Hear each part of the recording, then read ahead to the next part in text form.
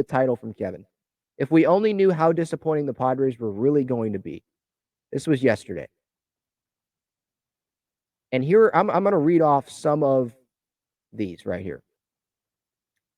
What if you were told that Ha-seong Kim would be batting .280 and on pace for 22 home runs and 35 stolen bases while maintaining his defensive excellence?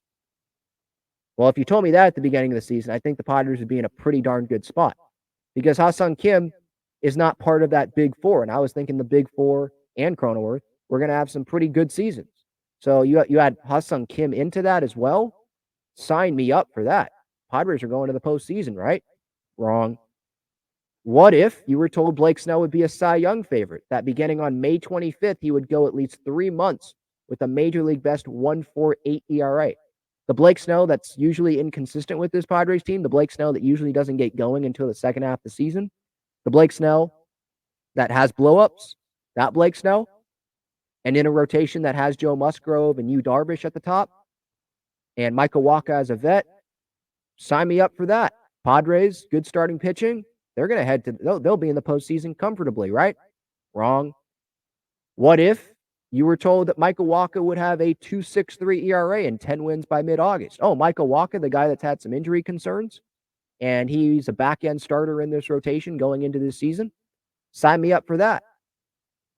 You have Blake Snell doing that. You have Musgrove coming off, obviously, an all-star appearance last year, and we know what Yu Darvish can be. Michael Wacha, yeah. Sub-3 ERA, sub-2.70 ERA. Things are looking good, right? Nope. What if you were told that Seth Lugo will have made 20 starts, have a 3.70 ERA, and have thrown almost as many innings by August 23rd as he had in his previous 2 seasons combined?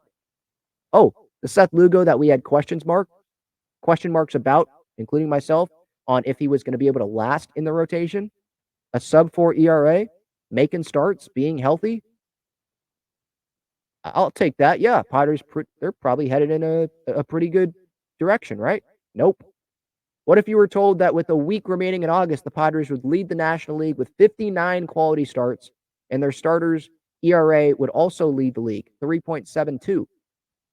Good rotation. I mean, that's usually going to set you up for success. With the offense, the improved offense we thought going into this season, sign me up for that. Yeah, Padres, they're making the postseason, right? Nope. What if you were told Tatis was going to be a Gold Glove right fielder, and that even after missing the first 20 games of this season, after missing all of last season, was going to be on track for 25 home runs and 29 stolen bases? The Tatis that we didn't know if he was going to be healthy the entire year and probably had some question marks about him playing the outfield and how he'd perform and how he'd respond to the boos and all that. Really? He's going to perform that well? And you add that to Manny and Bogarts and Soto and this great rotation and Josh Hader in with a 0.81 ERA. What if you were told Hader had a 0.81 ERA? He'd probably be on his way to being a saves leader, right? Nope. It's just like there's been a bunch of things that have been good with this Padres team, positive, that we haven't spent a ton of time on because of everything else, because of the underwhelming performances from the star players, because of some of the injuries, because of the bullpen not being great the entire year, which we shouldn't have expected, but they got off to a really good start. Top 5 bullpen in baseball, and then things kind of fell off, right?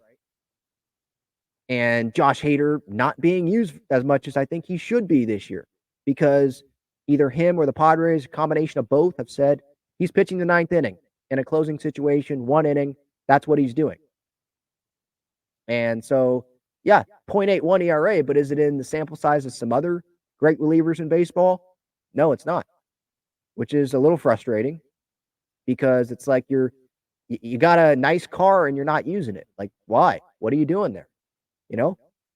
So, yeah, a lot of great things, but if you've watched every day of this Padres season, you wouldn't be surprised where the Padres are at.